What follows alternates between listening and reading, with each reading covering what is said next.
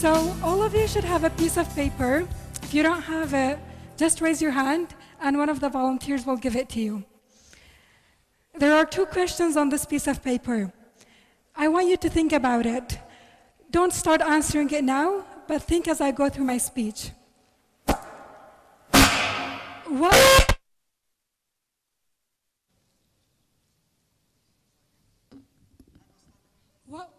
What would it take to change our world? To make this?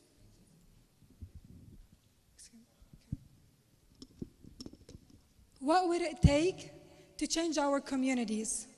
And in changing our communities, we're changing this world one little step at a time.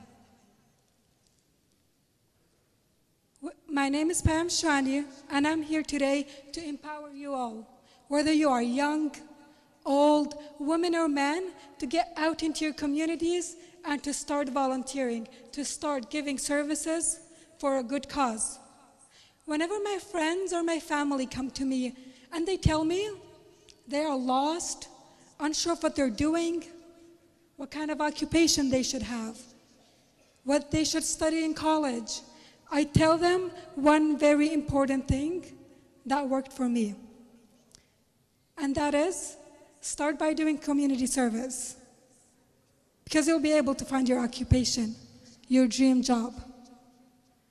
It wasn't a long time ago when I was in the same place. I felt lost, unsure of what I was doing. Everything in my life was different. I was a new girl in a new country with a whole new world around me. Unfortunately, one day one of my most amazing professors approached me and she told me, we have this program for the highly academic students in our school. She said, through this program, we'll do volunteering activities, leadership activities, personal development activities. And even though I had a very, very busy life, I said yes. I decided to do it. Because every morning I woke up from 5 o'clock and I wouldn't get home until 9 or 10 at night. I was working, I was taking full-time college courses while still in high school. And on top of all that, I had just decided to volunteer. I worked because I knew it was very difficult for my father to afford 5 kids when he was only doing a part-time job.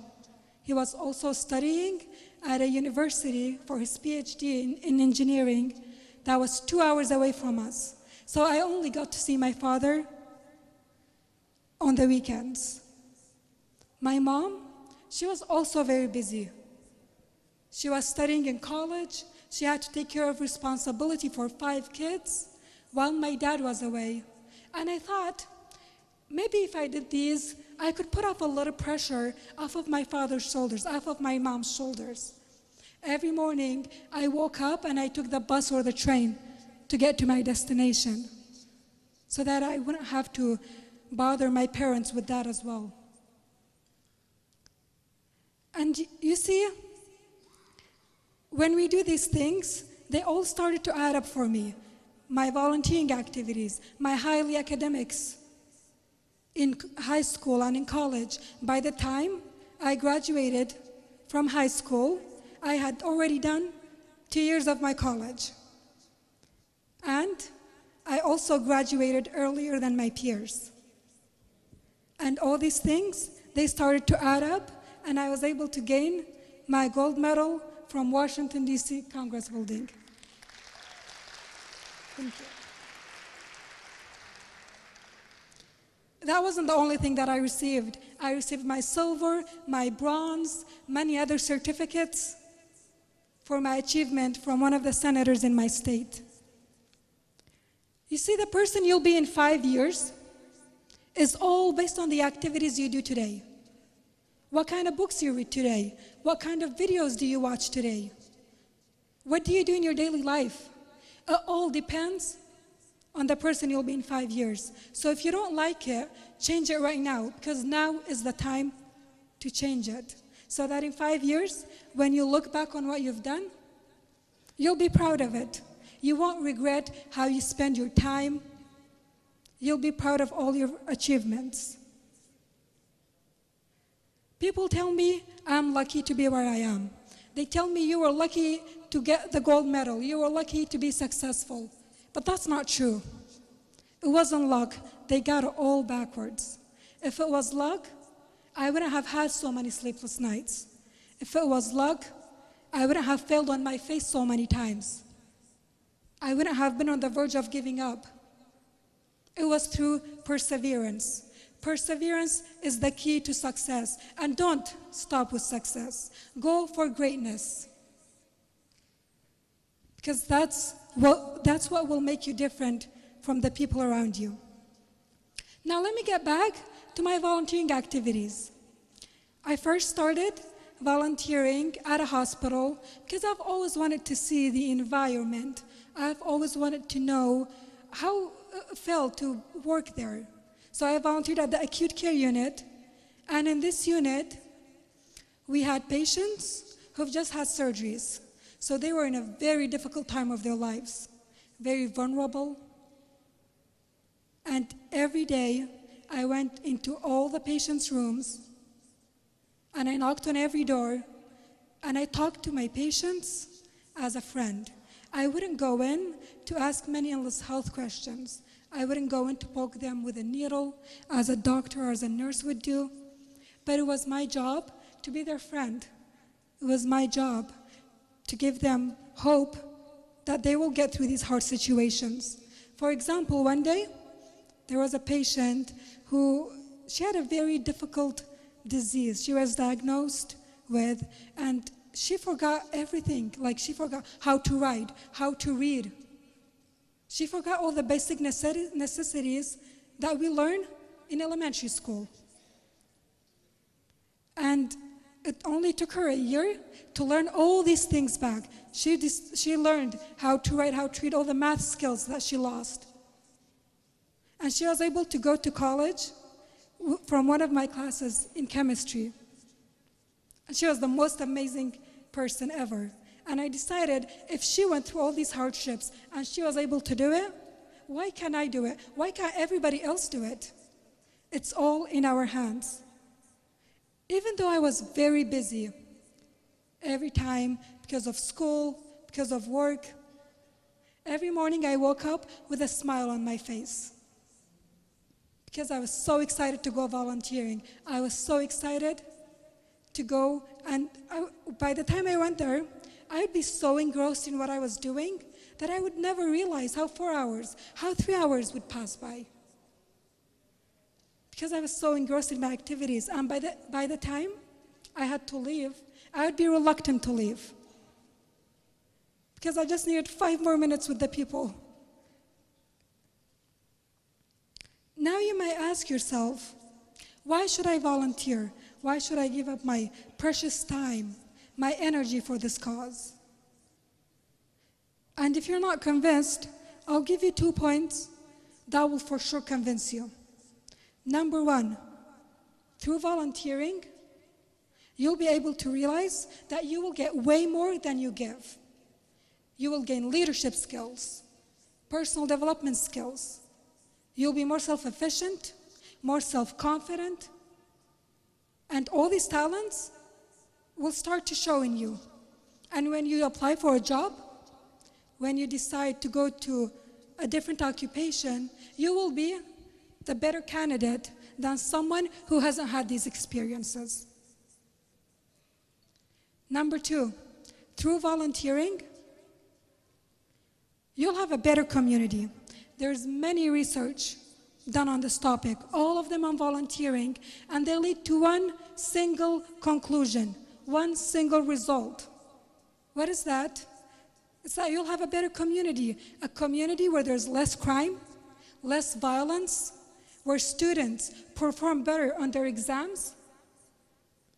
Overall, a happier, safer community for you, for your children.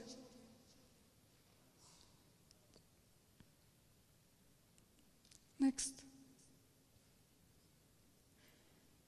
Now I want you all to imagine at the back of your mind what it would feel like if you put a smile on a little child's face.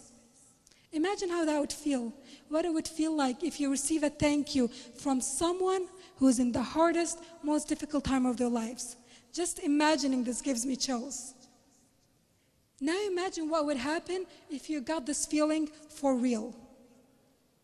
If you received this feeling in real life, with real experiences, with real people, not from the media, not from the newspaper, but you actually got it for real. And believe me, it's way better than imagination. Now, the papers that I gave you, there are 2 questions on it. Please look at it now and think about how much free time do you have in a week? What kind of activities do you do? You see, there are 168 hours in one single week. That's a lot of hours if you think about it. If you sleep 8 hours a day, that's 52 hours. And if you work full-time job, let's say a full-time job is usually 40 hours, and the most anyone would work, it's 70. So if you add all these up, you still have 42 hours extra, even with a full-time job. I'm not telling you to use all your 42 hours for volunteering. I'm just telling you, use 2 hours of it, 3 hours of it, to make this place better. Guys. And now you might be convinced, and you tell me, I don't know what kind of volunteering activities I should do. I don't know what's out there in my community. You see, today is the time where Kurdistan needs the most volunteers. Because it was only about a week ago when many people had to flee their homes. They became homeless, and right now, they're on the streets. It's our job, our responsibility to make these people, help them at the hardest time of their life. You can start by forming a group and plant trees in your neighborhood. Start by volunteering at a preschool. Start there, but little pieces at a time, so that we can make our next generation of kids successful in the life they have ahead of them. You see, this world, it's very small. There are people out there with the same age as me, with the same ambition, with the same life goals, with the same dreams, but they are not able to follow their dreams. They are not able to follow their occupation because they have to worry about if they're going to have enough food for the day. They have to worry about if they're going to have somewhere to sleep at night. I was born with these blessings. They weren't. I was born with warm food, with a loving family, with shelter every day. And if I know with my blessings I can help them have a better place, so that when they go, they can follow their dreams and make our world better. This world doesn't revolve around me. It doesn't revolve around you. But it revolves around all of us as a whole. We are all part of it. Part of a community, part of a country, part of a nation. And if you grasp this in your mind, think about it a little bit. If you grasp it, you will realize that these people are our responsibility, because we are all like a big family, billions of people, all like a big family, and this world is like a big house where we live in it. Thank you.